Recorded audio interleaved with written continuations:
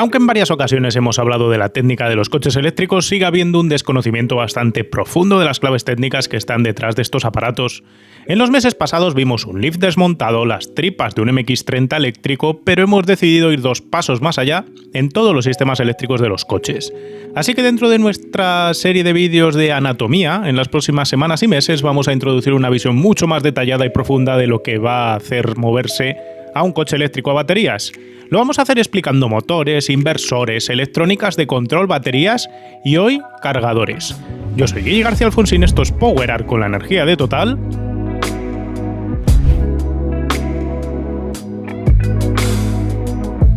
Y hoy, justo con la ayuda de Total, que es el principal patrocinador de este vídeo, vamos a explicarte la anatomía de los puntos de recarga de los coches eléctricos.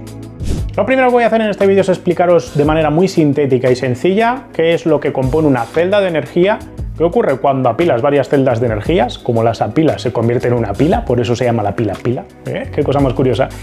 Después hablaremos de baterías y explicaremos, también vamos a hacer un experimento para crear una casera que sea el equivalente a esto, pero lo primero que vamos a hacer es pararnos un momento para hacer una especie de explicación súper sintética de cuál es la teoría y la tecnología y la química y la física que se esconde detrás del funcionamiento de todos estos dispositivos.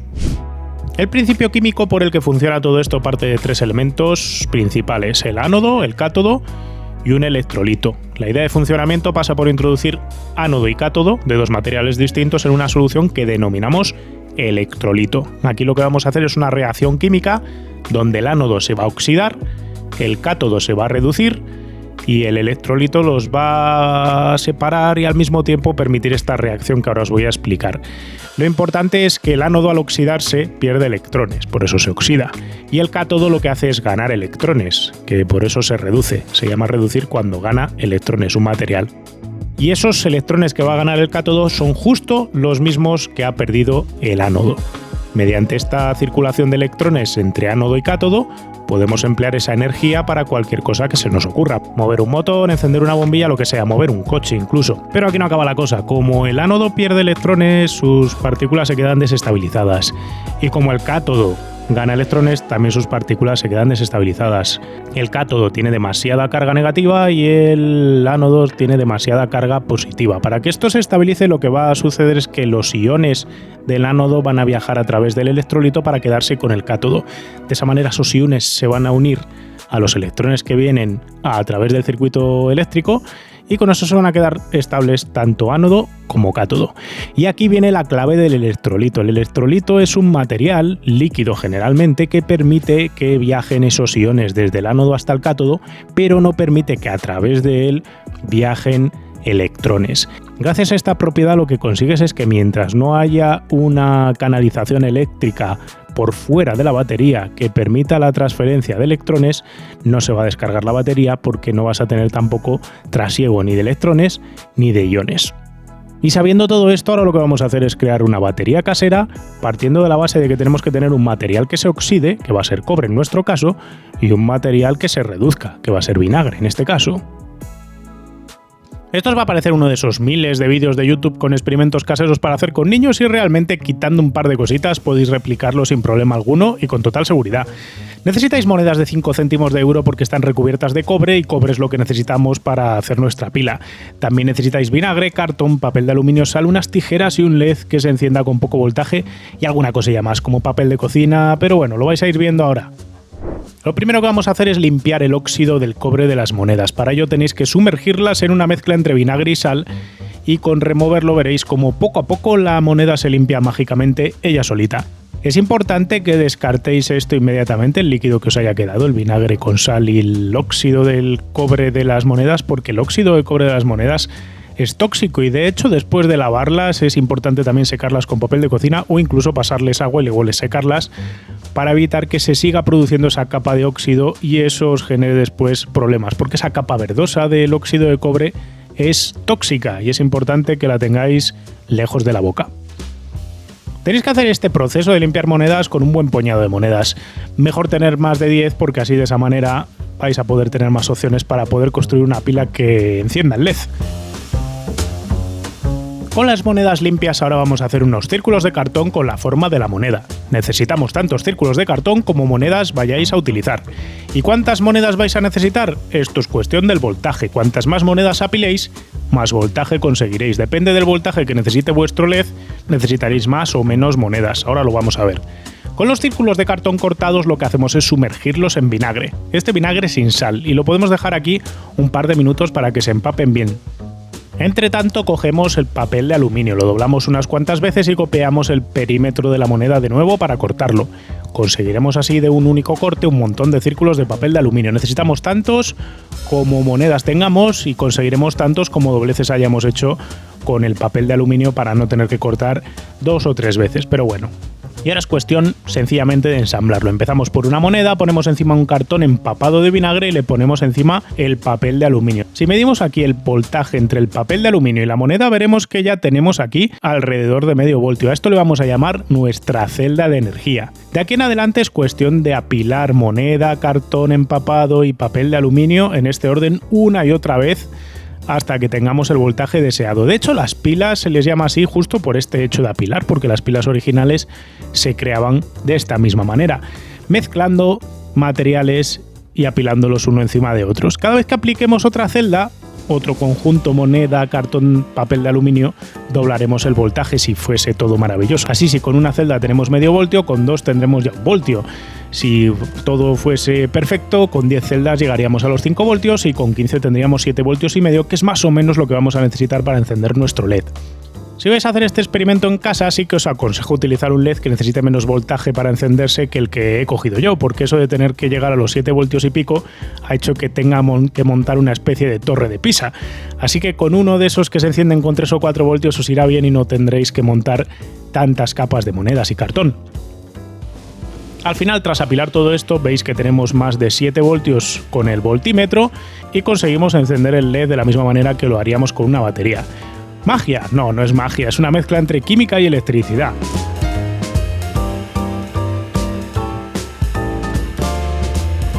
¿Pero cómo funciona esto? Antes os comentaba que para crear una batería necesitábamos un ánodo y un cátodo. El ánodo pierde electrones y el cátodo los gana. El ánodo se oxida, el cátodo se reduce. Pues bien, si juntamos cobre, el de la moneda, con vinagre, que es ácido acético, lo que sucede es que se genera una reacción química donde la moneda se oxida, pierde electrones y el vinagre en contacto con el cobre se reduce, absorbe esos electrones. El papel albal aquí solo sirve de separador de celdas y de transmisor de la corriente. Evita, por un lado, que la cara de la moneda que no está tocando el cartón por un lado, toque el cartón de la moneda anterior.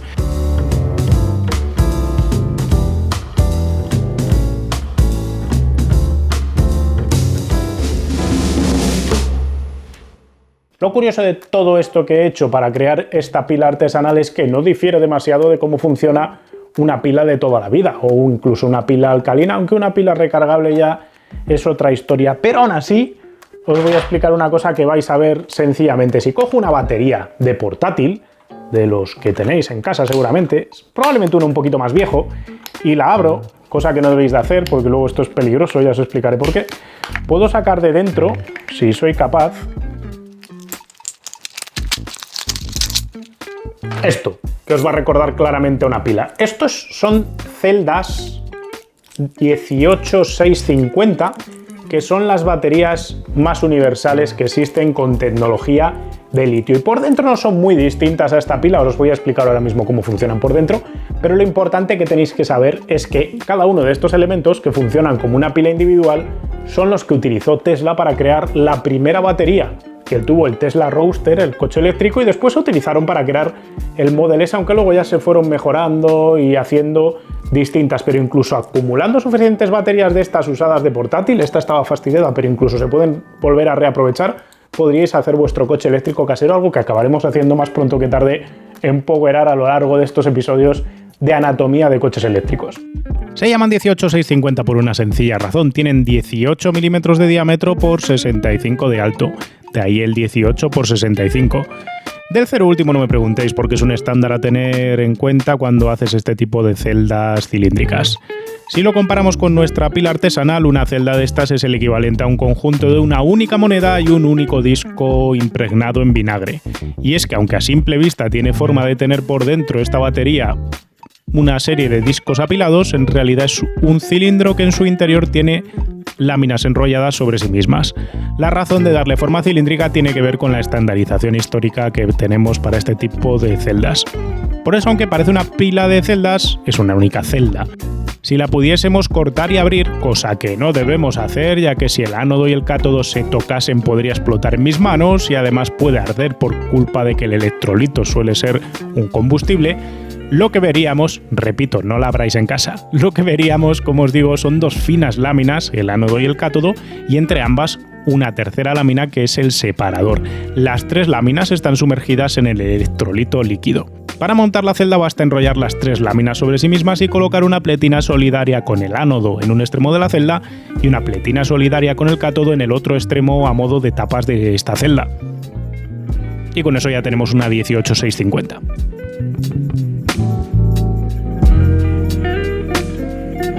La gran diferencia entre esta batería que tenemos aquí en la mano y la pila artesanal que he hecho es que esta se puede recargar. Recargar es revertir el proceso de oxidación-reducción que hemos hecho para crear energía, para tener electrones fluyendo.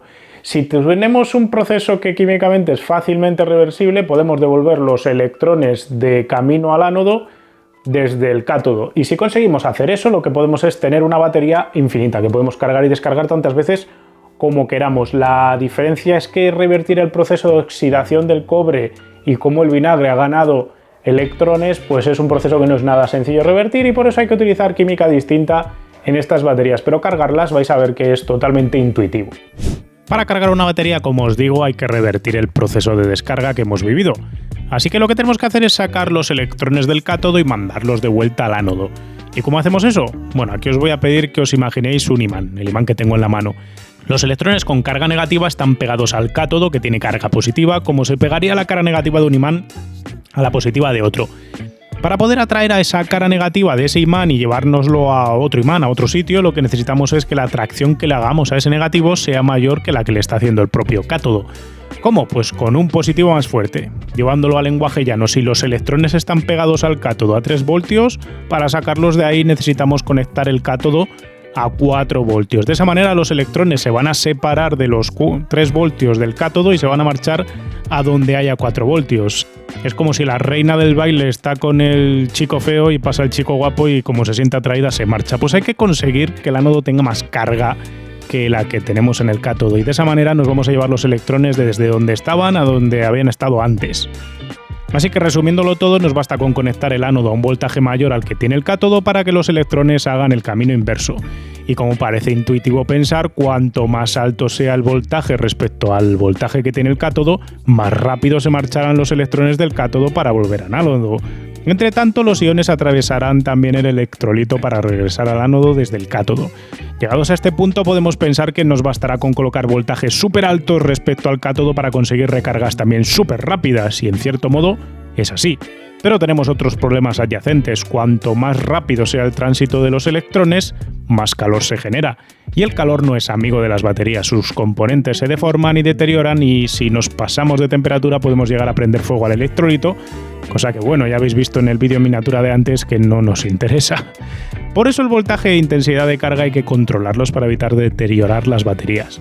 Llegados a este punto todo parece sencillo. Basta con coger dos materiales, ánodo y cátodo, que permitan transferir iones de manera reversible de un lado al otro. En las baterías de los coches que estamos utilizando hoy en día, lo que se utilizan son dos materiales que ambos contienen átomos de litio. Esos átomos de litio permiten que con un tipo de mezcla de material en un lado y con otro tipo de mezcla de material en el otro lado, podamos transferir esos electrones. Pero os habréis dado cuenta de una cosa curiosa, y es que para revertir ese proceso de descarga, para poderlo cargar, lo que necesitamos es una corriente continua. Así que para cargar cualquier batería de cualquier dispositivo electrónico que estéis utilizando ahora mismo, el móvil, la tablet, la cámara de fotos, lo que sea, necesitáis corriente continua. Y si os acordáis, en vuestro enchufe de casa no sale corriente continua, sale corriente alterna. Por eso necesitamos los cargadores, los conversores de corriente continua alterna que cambian además de voltaje. Y ahora os voy a explicar cómo funciona esto y por qué además nos llega corriente alterna a casa y no corriente continua. Yéndolo muy sencillo, la corriente que nos llega a casa es una señal que está constantemente cambiando de valor y además pasa de positivo a negativo. Si conectamos un osciloscopio al enchufe de casa, lo que acabaríamos viendo es cómo en un agujero del enchufe tenemos un 0, que es el neutro, y como en el otro tenemos una corriente que pasa de 325 voltios positivos a 325 voltios negativos todo el rato está cambiando una y otra vez. Y claro, no podemos cargar una batería con una corriente que cambia todo el rato de signo. De hecho, casi todos los aparatos electrónicos que tenéis en casa trabajan a corriente continua. La pregunta lógica aquí sería, ¿pero por qué nos llega corriente alterna a casa si lo que necesitamos para el grueso de los aparatos es continua? Resumiéndolo muy rápidamente, es muy fácil convertir corriente alterna a voltajes muy altos hacia voltajes muy bajos. Basta un transformador para ello, mientras que convertir corriente continua es bastante más complejo. Por razones que no voy a explicar aquí ahora, cuanto más lejos quieras llevar una corriente, más te interesa llevarla a alto voltaje, ya que tienes menos pérdidas. Así que cuando se crearon los primeros tendidos eléctricos de larga distancia para sacar las centrales eléctricas de las ciudades, como era muy complejo cambiar el voltaje de la corriente continua, lo que ocurrió es que se acabó implementando un sistema de corriente alterna que ha llegado hasta nuestros días y que es más sencillo de implementar. Y ahora, un siglo después, cuando vamos a cargar nuestro coche, nos encontramos con este mismo problema. Necesitamos corriente continua para alimentar la batería, pero nos encontramos que toda la instalación global está hecha con alterna. Tu teléfono móvil solventa toda esta problemática con esto, que es un cargador. Lo sabéis todos porque tenéis todos uno. Lo que hace es coger 230 voltios de corriente alterna que nos llegan al enchufe de casa y pasarlo a 5 voltios, que es la alimentación estandarizada para los puertos USB con los que se cargan la batería de los teléfonos móviles. Dentro sucede una serie de procesos que ahora os voy a explicar para convertir corriente alterna en corriente continua y bajarle el voltaje, pero es que realmente para cargar tu coche no necesitas otra cosa que un dispositivo equivalente a este. La diferencia entre el cargador de tu coche y el cargador de tu móvil no es técnica, no hay una diferencia técnica enorme, lo que hay es una diferencia de tamaño. La batería de tu coche es miles de veces más grande que la batería de tu móvil. Así que tenemos miles de veces más electrones que mover en la batería del coche que en la batería del móvil para recargarlo. Y para conseguir ese trasiego, lo que no podemos hacer es mantener el ritmo de carga que conseguiríamos con un cacharrito de estos. Así que lo que se hace es contar con cargadores más grandes, más potentes, que funcionan a más voltaje para atrapar y atraer electrones más rápido, con más caudal, para que la batería se pueda cargar en un tiempo razonable. Por eso los cargadores de los coches son mucho más grandes que estos. Pero antes de meternos en ese tema, lo que vamos a mirar es cómo consigue un cargador convertir alterna en continua y cambiar el voltaje. Os lo voy a explicar de manera muy simplificada. Tomamos corriente alterna por aquí y queremos corriente continua a la salida, que es la que vamos a utilizar para cargar la batería. Pues bien, necesitamos 3 procesos básicos para conseguir crear un cargador de la nada. Lo primero que hacemos es modificar el voltaje. Para eso se usan 2 bobinas de espiras diferentes alrededor de un núcleo ferrítico. Con eso convertimos la electricidad de un voltaje a otro por las propiedades de inducción electromagnética que os explicaré en un próximo vídeo sobre coches eléctricos de la mano de Skoda. Una vez que hemos cambiado el voltaje de la corriente alterna al voltaje deseado, la seguimos teniendo alterna, es decir, seguimos pasando de positivo a negativo. Así que lo que necesitamos ahora es convertirlo a corriente continua, corriente que esté todo el rato con el mismo signo para empezar. Para ello empleamos un componente electrónico llamado diodo. El diodo es como una señal de prohibido o una señal de dirección obligatoria, así que lo que hace es permitir que la corriente solo pase en un sentido. Instaladas estas señales de control de sentido, lo que vamos a hacer es obligar a la electricidad a seguir un camino preciso. Gracias a esta obligación de seguir un sentido concreto, lo que vamos a conseguir es que la corriente vaya cambiando por qué caminito llega hasta el otro lado de nuestro circuito. De esta manera vamos a conseguir que siempre tengamos carga positiva en el polo positivo de nuestra salida y carga negativa en nuestro polo negativo de la salida. Vamos a hacer un ejemplo aquí. Si por ejemplo entra por A positivo, la corriente seguirá este trazado y acabará en C siendo positiva.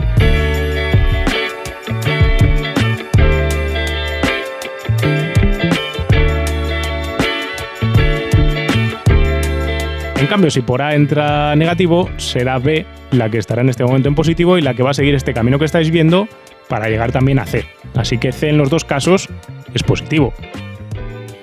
Esto se llama puente rectificador y es el segundo elemento del cargador. Con él la señal que tenemos ahora es siempre positiva, pero todavía tiene montañas y valles, como podéis ver. Así que lo que nos queda ahora es quitar estos valles y quitar estos picos, y para eso vamos a utilizar el tercer elemento clave del cargador para convertir la corriente alterna en corriente continua.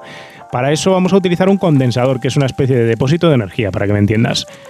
Lo que hace este depósito de energía es cargarse cuando la energía es muy elevada, y cuando llegamos a un valle de energía lo que hace es soltar ese extra de energía para rellenar la falta de energía que tenemos en el punto C. De esta manera conseguimos una señal no del todo lisa, pero que prácticamente ya parece una señal de corriente continua, que es justo lo que queremos. Y todavía podríamos limpiar más la señal. Para eso tendríamos que utilizar una especie de diodo Zener o algún otro dispositivo similar, que lo que hacen es terminar de filtrar y desrizar toda la señal para tener una línea lo más plana posible de voltaje constante.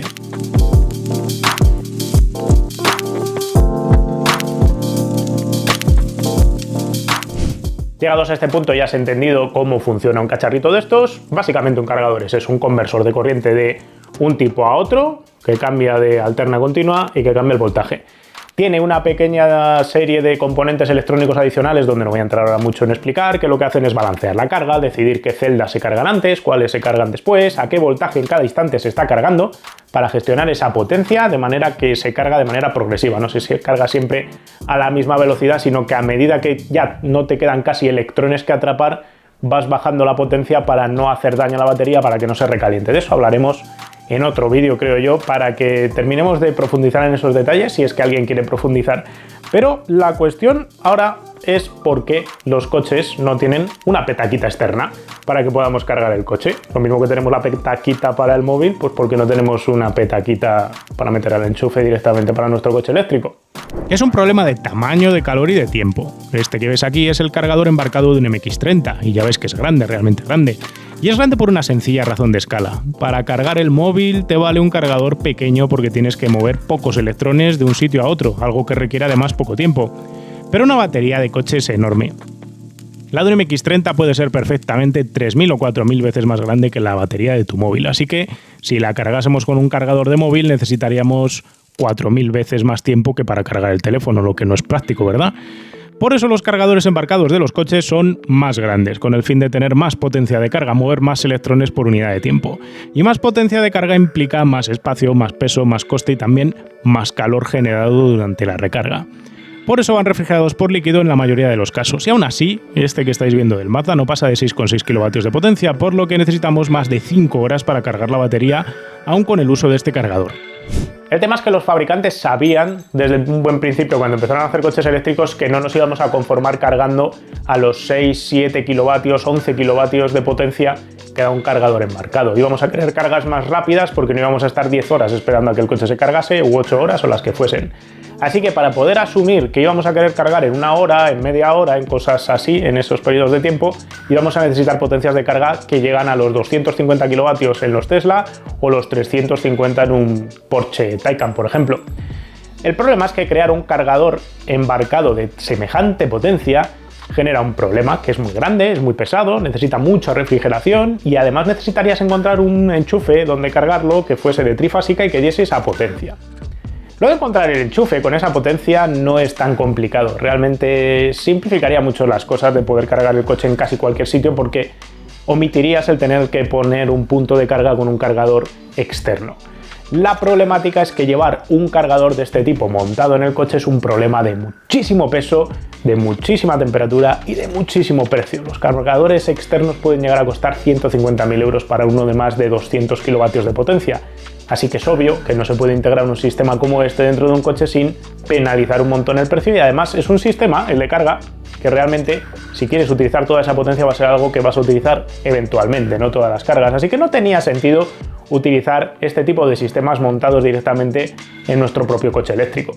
Por eso se creó la idea del cargador eléctrico externo para las cargas rápidas, lo que se conoce como el punto de carga rápido. Así que resumiendo de manera rápida, tu coche eléctrico lo puedes enchufar a un enchufe convencional o a un punto de carga, casos en los que el coche se enganchará a corriente alterna y se encargará el propio cargador embarcado de convertir esa corriente alterna en corriente continua para alimentar la batería.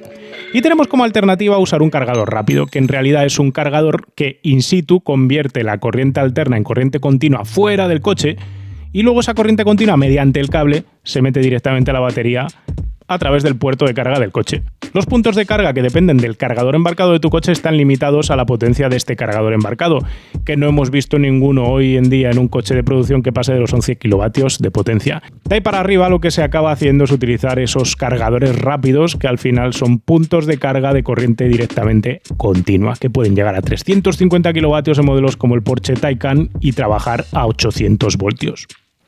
Llegados a este punto ya tenéis claro cómo funciona un cargador, qué tipos de cargadores hay, pero vamos a profundizar un poquito más de la mano de Total para que nos cuenten las tripas un poquito de estos aparatos, si os parece.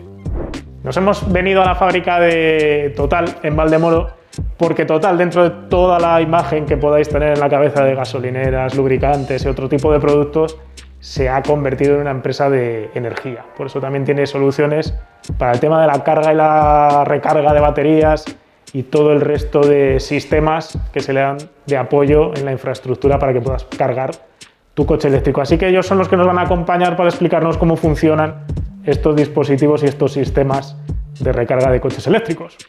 Total, dentro de su estructura empresarial, tiene de hecho varias divisiones dedicadas a la electromovilidad.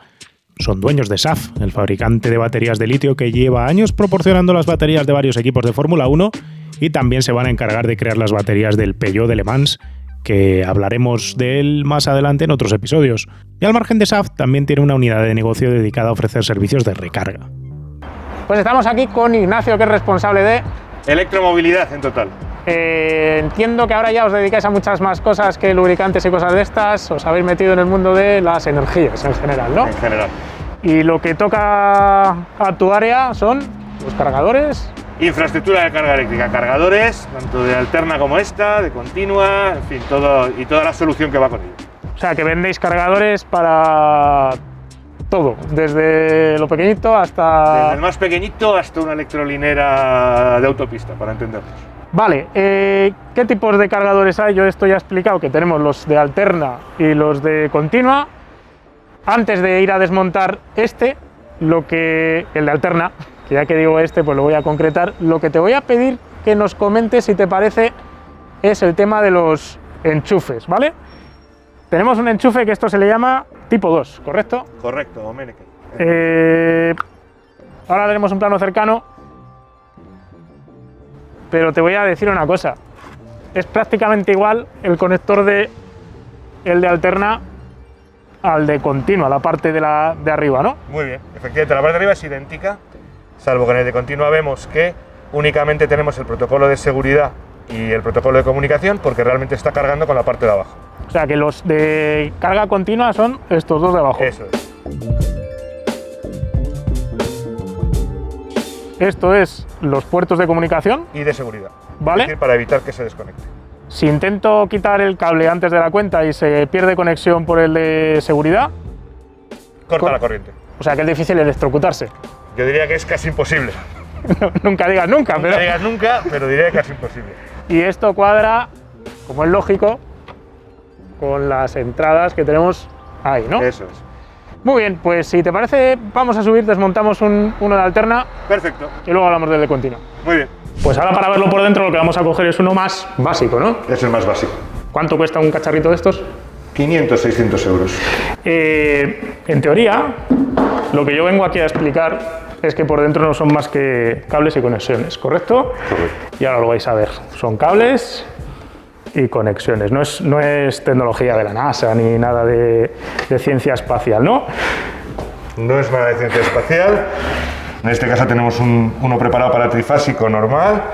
Tenéis una protección de diferencial, lógicamente, para que no haya riesgos. Yendo por partes, pero muy despacio. Aquí entran los tres cables de casa. Eso es. La fase Neutro, del neutro y y la tierra, que es importante tenerla.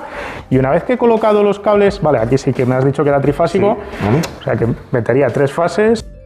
Eso, si es para casa, utilizaríamos monofásico, la línea 1, neutro y tierra.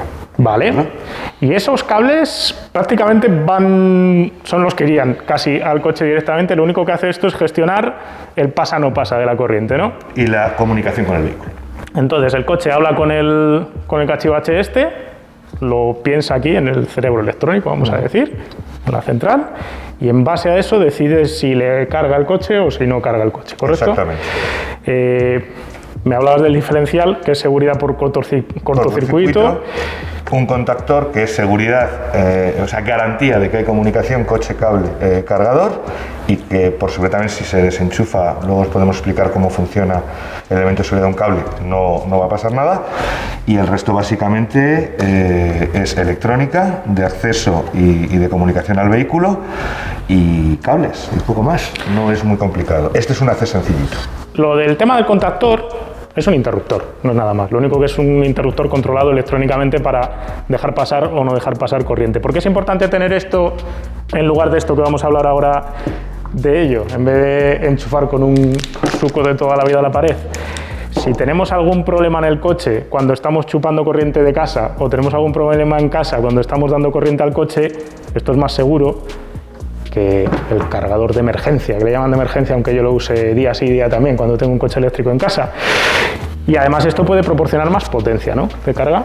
Esto en este caso montado en trifásico, incluso 22 kilovatios. Evidentemente en un domicilio no tenemos corriente trifásica, así que podría dar hasta 7,4 si tenemos una instalación en casa preparada para 7,4 kilovatios, que no es lo habitual. Que es la otra parte del trabajo que vosotros ofrecéis, ¿no? El hecho de el cable que llega hasta el garaje, desde mi caja de registro de casa hasta que llego al garaje, también hay que actualizarlo para poder instalar esto y aprovechar toda la potencia, ¿no? Exactamente.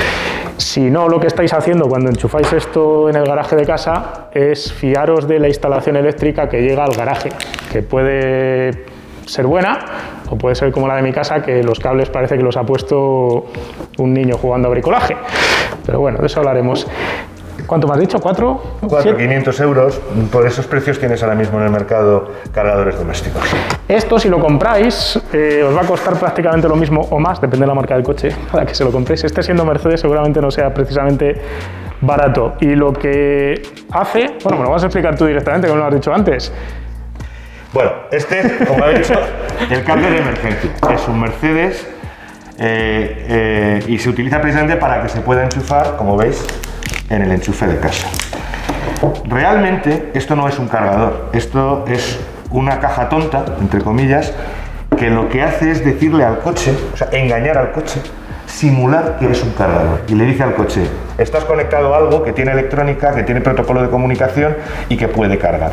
El coche se engaña, dice: vale, estoy conectado a algo, y abre y empieza a coger corriente. Y la corriente la coges, como ha dicho Guillermo, de tu casa.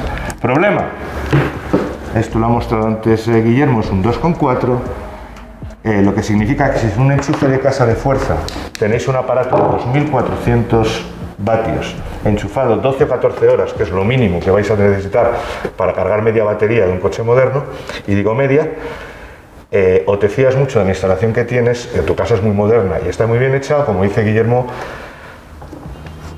2412 horas es muy fácil que alguien salga ardiendo, ¿vale? Con lo cual es cable de emergencia.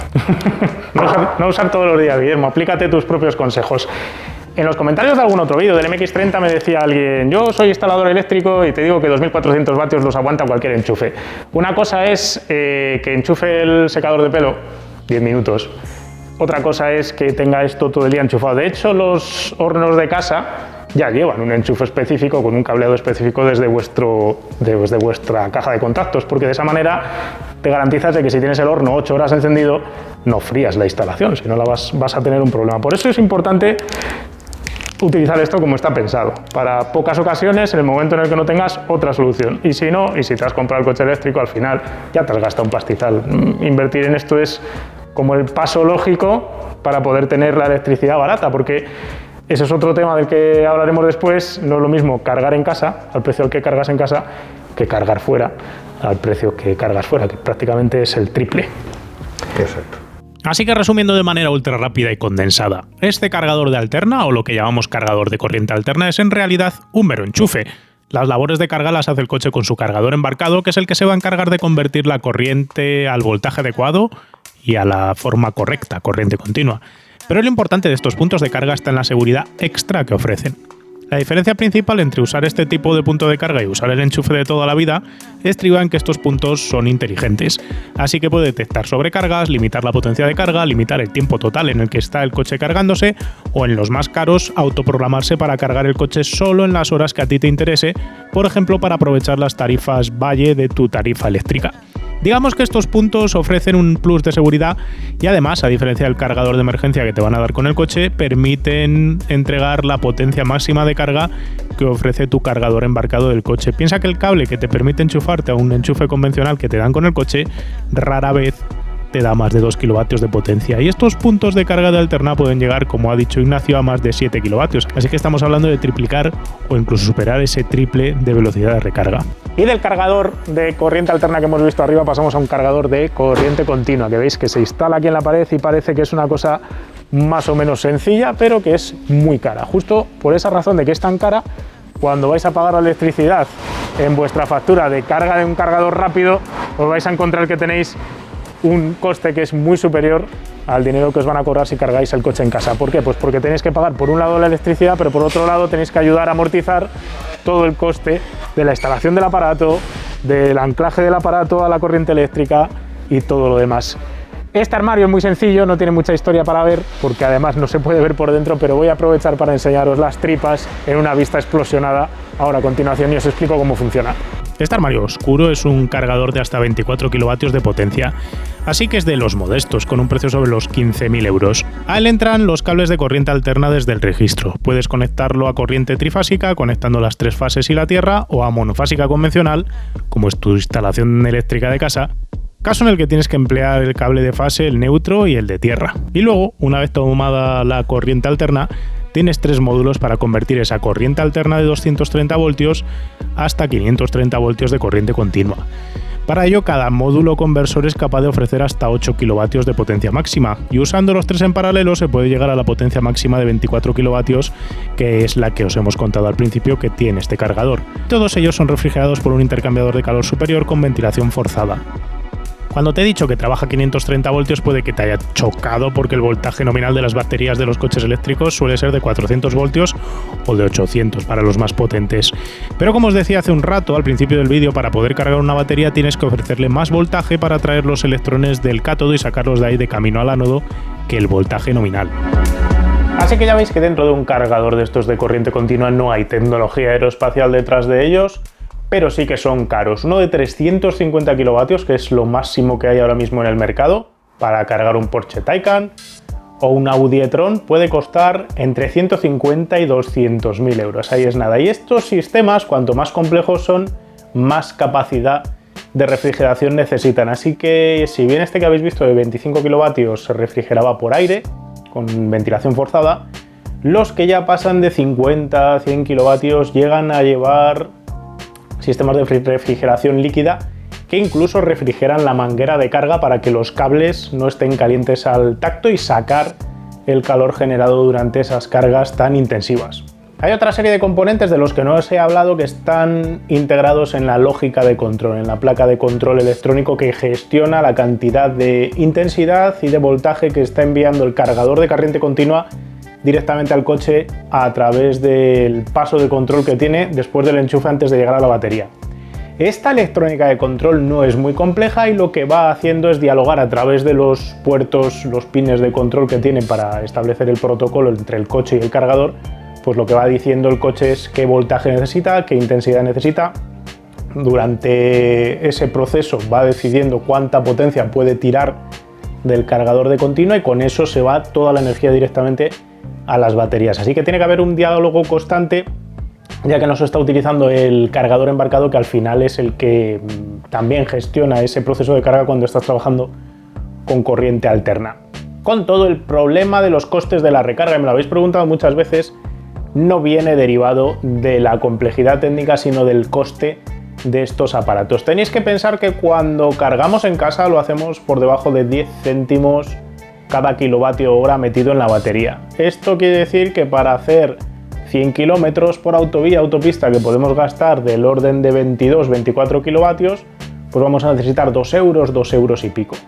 El problema es que cuando cargamos en un cargador rápido, este precio se va a triplicar como mínimo. Los cargadores rápidos suelen costar, te venden el kilovatio hora sobre los 30 céntimos de euro cada kilovatio hora cargado. Así que si queremos hacer, por ejemplo, 300 kilómetros de autopista, vamos a necesitar 72 kilovatios hora y eso nos va a costar alrededor de 23 euros. Cuando uno mira esos 23 euros para 300 kilómetros y lo compara con lo que le costaría en gasolina, tampoco ve una diferencia tan exagerada. Y de hecho, cuando estas navidades hicimos la Churrascos Race y condujimos el Tesla Model 3 versus el 508 híbrido enchufable, vimos que el ahorro económico tampoco era tan salvaje, porque la gente tiene esa percepción de que con el coche eléctrico va a ahorrar un montón de dinero y no está tan claro cuando utilizas intensivamente recargas rápidas.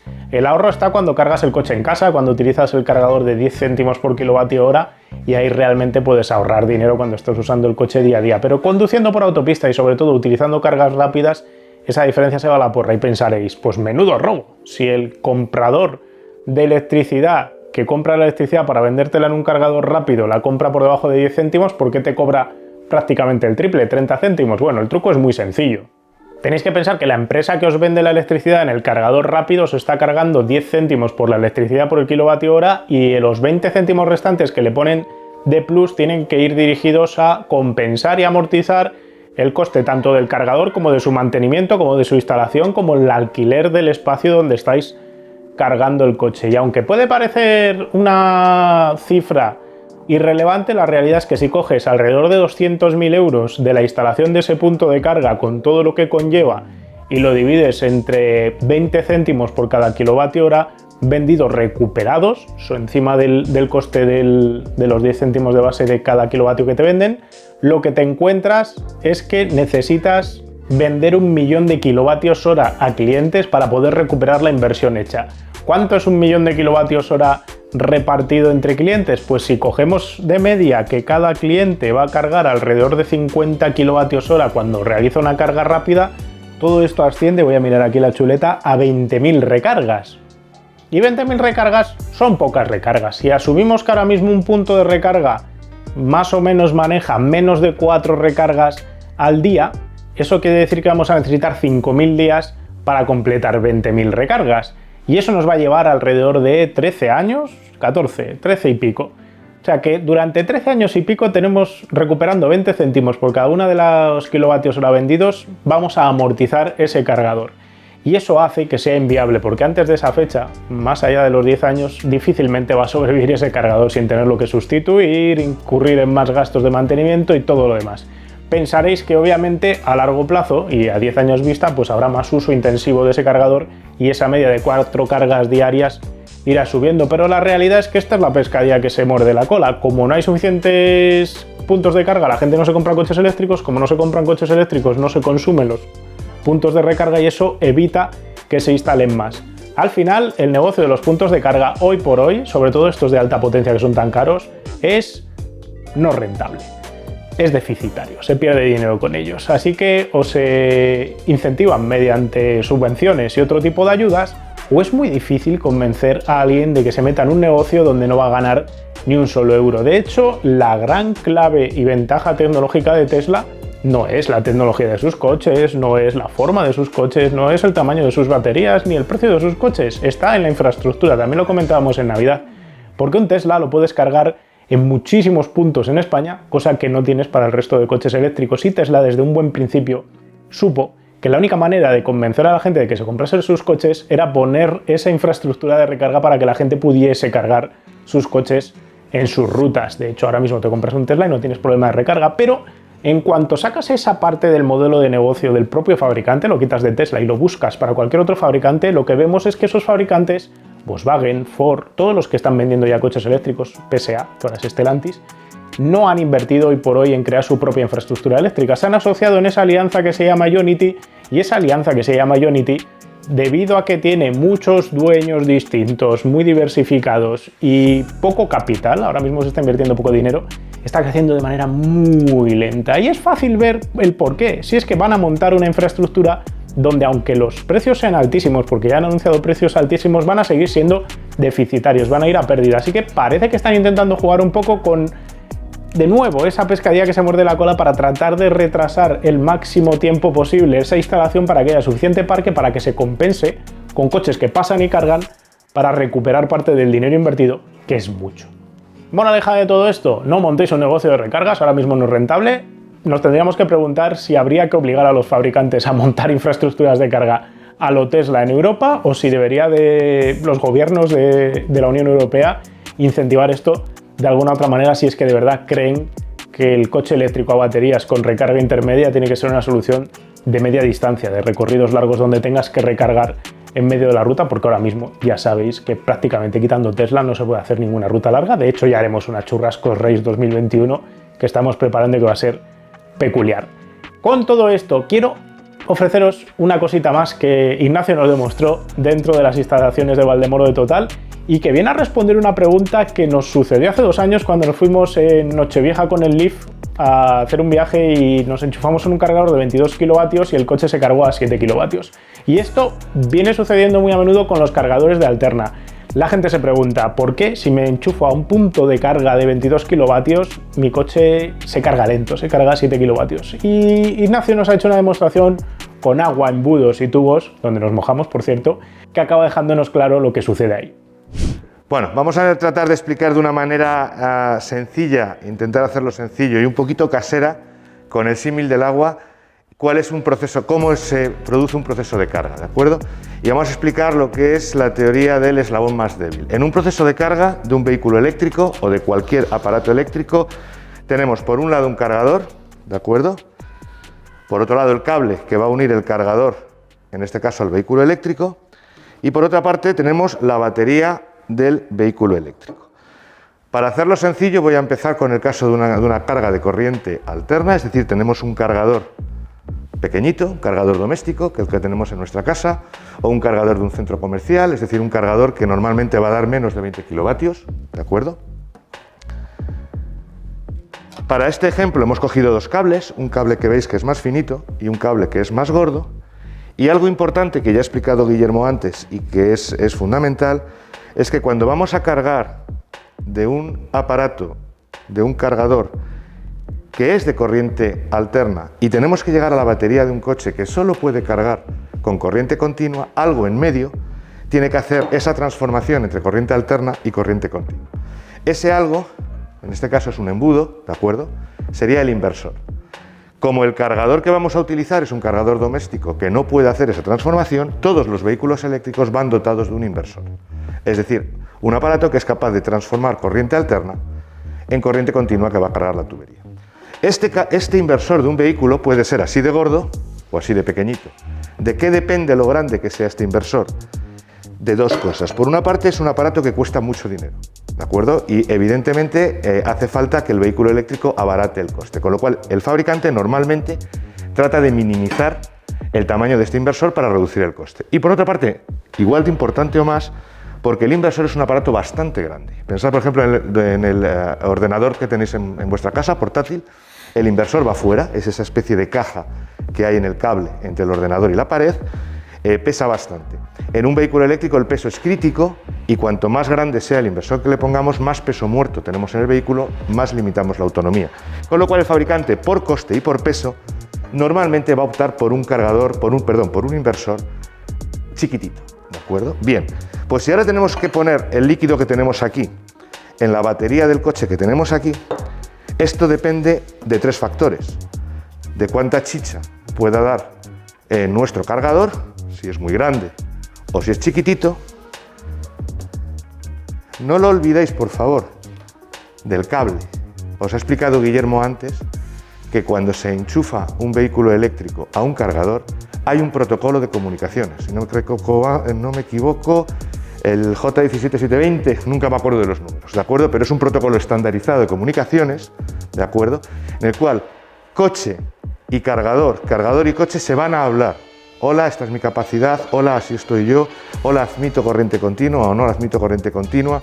Y cuando todo eso está terminado, empieza el proceso de carga. En esas comprobaciones se comprueba el amperaje del cable. Es una de las comprobaciones que se hace en esa comunicación.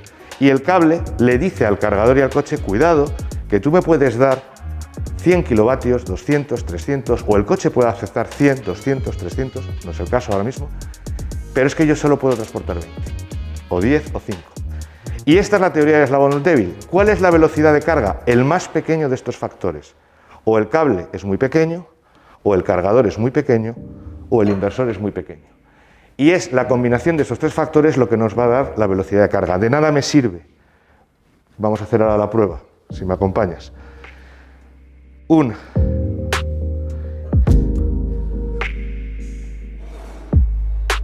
enorme poste de carga, un enorme cargador eléctrico con una capacidad de carga brutal, ¿de acuerdo?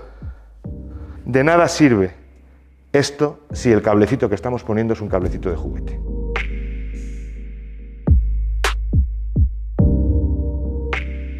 El factor limitante aquí es esto. Entonces, mi coche, ¿por qué carga despacio? No porque el inversor sea pequeño, no porque la batería no pueda, no porque el cargador sea malo, porque el cable es demasiado pequeño. Hagamos el experimento al revés. Vamos a poner un pequeño cargador doméstico, ¿de acuerdo?, con un gran cable y el inversor del vehículo.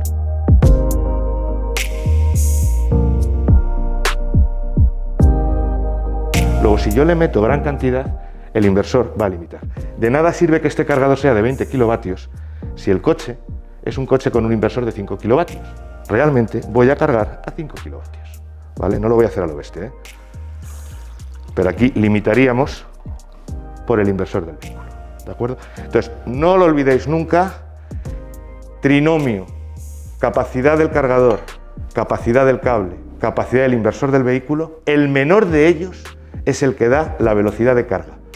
No os fijéis en si el cargador es de 7, lento, 22, rápido, etc. Si el inversor de vuestro vehículo en el libro de instrucciones dice que es a 5, cualquier cargador al que os enchuféis vais a estar cargando a 5 kilovatios hora, ¿de acuerdo? En corriente alterna. Pasamos a corriente continua. El concepto es diferente. Si tenemos un cargador de corriente continua y una batería que se carga en corriente continua, señores, el inversor no nos hace falta. Estoy yendo de continuo a continuo. En ese caso, lo único limitante es el cable, nuevamente, pero en este caso, normalmente todos los cargadores de continua, por seguridad, van dotados de su propio cable. Pensad que un cargador de 350 kilovatios, el cable va refrigerado por agua, por un glicol, para ser exactos, ¿vale? Es decir, es tan la intensidad que pasa por ese cable y el peso que tiene, que además hay que refrigerarlo, con lo cual el cable no va a ser limitante. ¿Qué va a ser limitante? La capacidad del cargador. Y cuidado, me he traído un vasito de plástico. Lo que la batería de tu coche sea capaz de aceptar. Si tratamos de llenar este vasito de plástico encima de una mesa y yo echo esto a mogollón, esto no pesa nada, este plástico va a tumbar. Si llego al final y sigo yendo a mogollón, esto va a desbordar, ¿de acuerdo? Entonces, se tiene que empezar a cargar despacito, es lo que se llama curva de carga, luego se carga más rápido y al final vuelves a cargar despacito si quieres no tirar el vaso. Pero la limitación en una carga continua ya no la va a dar el cable, está integrado, ya no la va a dar la capacidad de la batería, es lo que podemos llegar, es la velocidad a la que esa batería acepta ser cargada. Es química y las hay de todo tipo.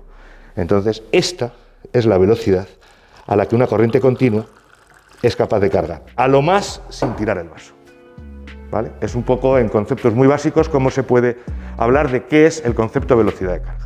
En fin, espero que este largo reportaje os haya resultado curioso, que hayáis aprendido cosas, habéis visto cómo se fabrica una pila casera, habéis visto cómo funcionan las baterías, cómo están hechas por dentro, cómo se cargan, qué son los puntos de carga, en qué se diferencian de los cargadores, cómo funciona un cargador por dentro, y en breve vamos a ir con otros episodios dentro de este compendio de cosas eléctricas donde os hablaremos de cómo se fabrica un motor eléctrico, cuáles son los tipos distintos de motores eléctricos que os podéis encontrar en un coche. Vamos a fabricar un motor eléctrico, de hecho aquí en Power Art casero, y luego lo compararemos con el de un Skoda Enyaq que vamos a desmontar también para seguir con este hilo. Espero que esas cosas os parezcan interesantes ahora que los coches eléctricos cada vez van ocupando más espacio, sobre todo en los lanzamientos más que en el mercado real. Y si os ha quedado alguna duda, pregunta o cuestión del vídeo que acabáis de ver, dejadmela en los comentarios, intentaremos daros respuesta. Y a mí no me queda nada más que contaros, solo os digo que nos vemos pronto con otro vídeo. Un saludo.